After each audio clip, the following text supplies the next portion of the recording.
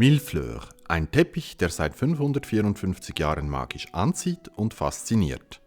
Andrea Lehmann ließ sich inspirieren und plante ihre neue Interpretation an der Museumsnacht Bern zu zeigen. Um ihre Installation auszukosten, sind historische Kenntnisse zur Originaltapisserie fast ein Muss. Also Zeit für eine Geschichtslektion in kleinen Häppchen. Inmitten der Burgunderkriege rücken die Schweizer 1475 über die Waadt nach Savoyen vor. Es kommt zur Schlacht, welche schlecht ausgeht. Für Savoyen. Der verbündete Herzog von Burgund, alias Karl der Kühne, ist über die Nachricht erzürnt, als ob jemand an seiner Lanze sägt. Wenig später trifft sich Karl mit Kaiser Friedrich III. Es gibt Differenzen zu begleichen. Obendrein beschließen sie die Heirat von Karls Tochter und Friedrichs Söhnchen.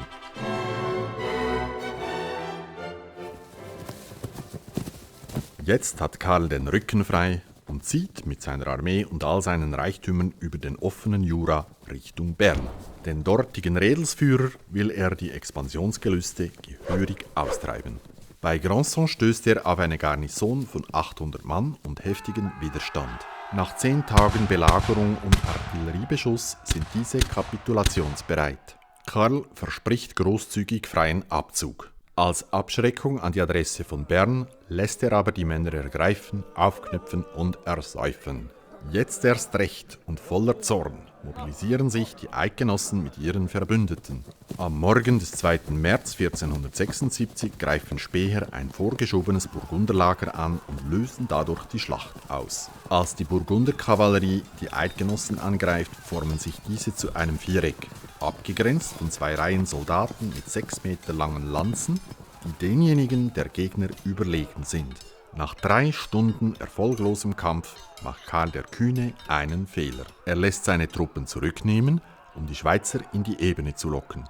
Doch die Burgunder verstehen ihn falsch und glauben an einen Rückzug. Gleichzeitig erreicht die Nachhut der Eidgenossen das Feld und greift mit Getöse in den Kampf ein. Das wilde, ungeheuerliche Gebrüll löst bei den Burgundern ein solches Grauen aus, dass sie panisch die Flucht ergreifen.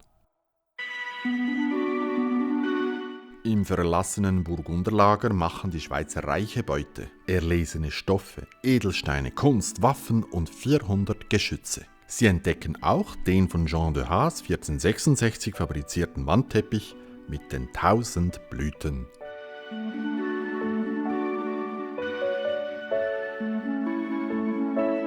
Donnerwetter, ein bisschen gross als Bettvorleger. Hey Fredo, hilf mir heute ein bisschen abzuhauen.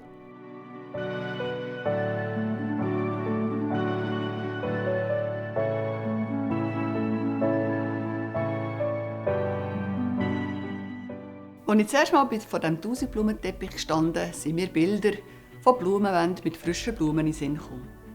Schnell ist mir klar geworden, dass bei dieser Grösse die Wasserversorgung und die nötigen Frischblumen einen riesigen Aufwand darstellen werden. Trotzdem hat mir die Idee während 10 Jahren nicht mehr losgelassen. Als das Historische Museum Bern mit der Museumsnacht 2020 das Thema Homo migrans, der wandernde Mensch, in den Fokus hat gerückt, ist mein Interesse von neuem geweckt worden. Das Museum hat die Idee begrüßt, eine neue Interpretation vom Teppich mit dem Publikum zusammen an diesem Abend aufzubauen. Aus ökologischen und ökonomischen Gründen habe ich den Teppich an der Museumsnacht aus trockenen Blumen geplant. Auch zeitlich konnte ich so besser mit den erforderlichen Mengen umgehen. Wir sind global vernetzt. Wer es sich leisten kann, reist in ein fernes Land, für die wunderbare Natur anzuschauen. Oder wir lassen uns Blumen und Pflanzen aus allen Erdteilen heimliefern.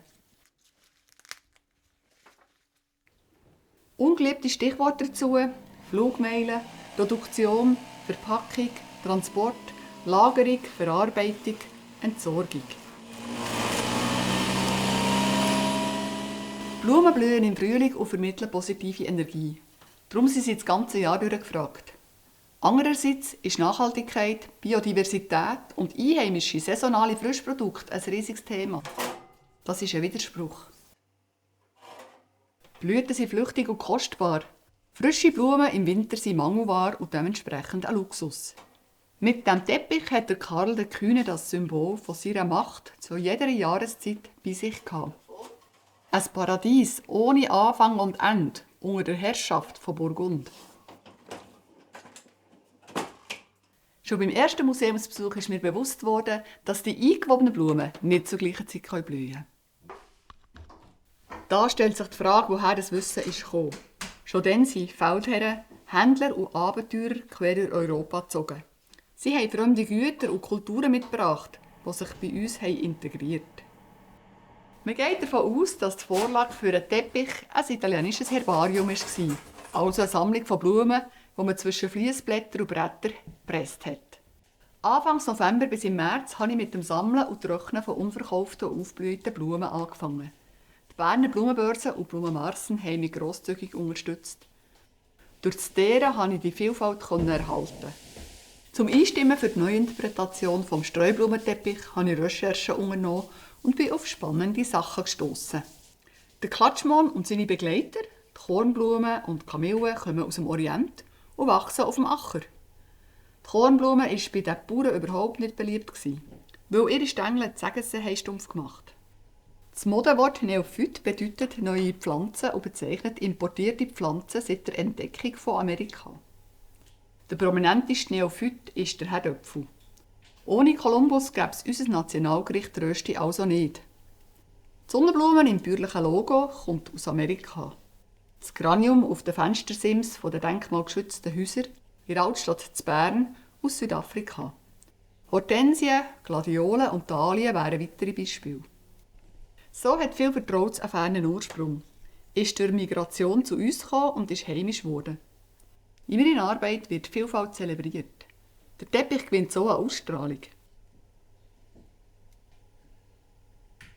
Eine zarte Mohnblume, eine Anemone, ein Gerbera, ein Ranunkeli, Anthurium, Tulpen, Nägeli, Lysianthus, ein Kalanchoe, Fritillaria, Rosen, nochmal eine spezielle Anemone, ganz eine feine, Lilie,